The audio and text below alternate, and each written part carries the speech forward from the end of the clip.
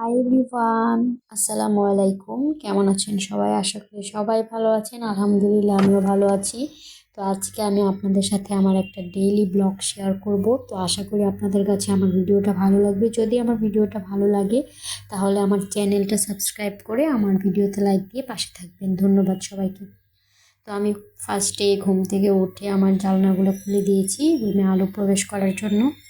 তারপর আমি সুন্দরভাবে আমার বিছানাটা গুছিয়ে নিয়েছি, মশারিটা সুন্দরভাবে খুলে রেখে দিয়েছি। তারপর আমার কিছু কাপড় ছিল, আমি সেগুলো সুন্দর মতো ভাঁজ করে রেখে দিয়েছি।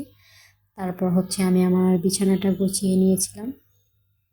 তো আমার বিছানা গোছানো শেষ হলে আমি এখন আমার রুমটা ঝাড়ু দিয়ে ফেলবো সুন্দরভাবে। তো আমি প্রতিদিন চেষ্টা করি আমি সকালবেলায় আমার রুমের যে যাবতীয় কাজগুলো আছে সেগুলো শেষ করার জন্য, কারণ সকালে কাজ না করলে সারাদিন কেমন জানি লাগে নিজের কাছে। আমি চেষ্টা করি সকালে কাজগুলো করে রাখার জন্য। তো আমার ঘর ঝাড়ু দেওয়া শেষ হয়ে গেলে আমি এখানে সুন্দর মতো ব্রাশ করে নেব অ্যান্ড আমি ফ্রেশ হয়ে নেব আমার মুখ ধুয়ে। তো এখানে আমি গাছটা দেখতেছিলাম যে গাছটা খুবই শুকনো লাগতেছে, তাই আমি কিছু পানি দিয়ে দিলাম গাছে। তো এখন আমি আমার জন্য নাস্তা বানাতে চলে যাব, যেহেতু বাসায় আমি একাই তাই অল্প করেই রুটি বানাবো। তো এখানে আমি সামান্য পানি বসিয়ে দিলাম, দিয়ে এর ভিতর লবণ দিয়ে দিব। তো আমি এখানে গ্যাসটা ওপেন করে নিচ্ছি। তো আমার ভিডিও আজকে কে কোথা থেকে দেখছেন প্লিজ কমেন্টে বলে যাবেন। আর আমি এখানে লবণ দিয়ে দিব আর আটা দিয়ে আমি সুন্দর মতো একটা রুটির ডো বানিয়ে নিব। তো আমি এখানে রুটি বানিয়ে নিব আজকে, যেহেতু কালকে রাত্রের একটু মাংসের তরকারি আছে, তো ভাবলাম একটু রুটি বানিয়েই নেই, সুন্দর মতো খাওয়া যাবে। তাই আর আজকে আর বেশি ঝামেলা না করে রুটি বানিয়ে ফেললাম। তো দেখুন আমি কিভাবে আজকে রুটিটা বানাচ্ছি। তো এরকম করে করলে কি হয় যে গরম আটাটা হাতে লাগে না, মানে সুন্দর মতো, মানে রুটিটা খুবই সফট হয় গরম থাকলে এরকমভাবে মুথে নিলে। তো আপনারাও চাইলে এই ট্রিক্সটা ফলো করতে পারেন। দেখেন আমার আটাটা কতটা সফট হয়ে গেছে। তো আশা করি আমার ভিডিও আপনাদের কাছে ভালো লাগবে। সবাইকে থ্যাংক ইউ এতক্ষণ আমার পাশে থাকার জন্য। তো এই যে আমার এখন আটাটা একটু ঠান্ডা হয়েছে, তাই আমি আমার হাত দিয়ে ভালোভাবে মুথে নিলাম।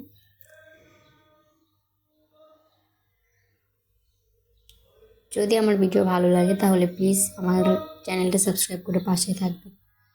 আর এখানে আমি আটাগুলো ছোটো ছোটো ভাগ করে নিচ্ছি, আমি যতটুকু দিয়ে রুটি বানাবো ততটুকু।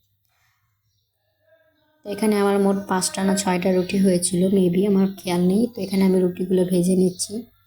আমি আমার রুটি এতটা গোল হয় না, আমি সত্যি বলতে আমার রুটি একদমই গোল হয় না, তাও যতটুকু পারি ততটুকুই আলহামদুলিল্লাহ। তো এখন আমি সুন্দর মতো রুটিগুলোকে আলাদা রেখে এখন আমি ভেজে ভিতরে রেখে দেব। আসলে আমি সেরকম ডেইলি ব্লগ দিই না, আমি আজকে দিলাম। যদি আপনাদের ভালো লাগে তাহলে আমি এখন থেকে কন্টিনিউ ডেইলি ব্লগ দেবো। তো এখানে আমার একটা রুটি ভাজা শেষ, আমি এখন আরেকটা দিয়ে দিব সুন্দর মতো, দিয়ে তারপর আমি সুন্দর মতো এটাও ভেজে নেব। তো আমি এখানে রুটি অনেকগুলোই হয়েছে, 6টা রুটি হয়েছে। তো আমি এতগুলো রুটি খেতে পারবো না, তাই আমি 4টা রুটি ফ্রিজে রেখে দিয়েছি আর 3টা এখন খেয়েছি।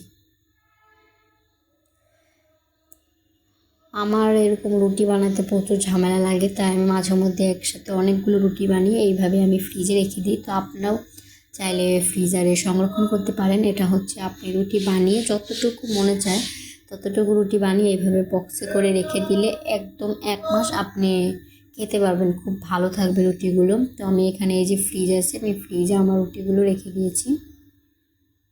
তো এটা ডিপ ফ্রিজে রাখতে হবে, ডিপ ফ্রিজে রাখলে দেখবেন যে রুটিটা ভালো থাকবে অ্যান্ড আপনি যখন ভাজবেন তখন অনেকটা সফট থাকবে রুটিগুলো।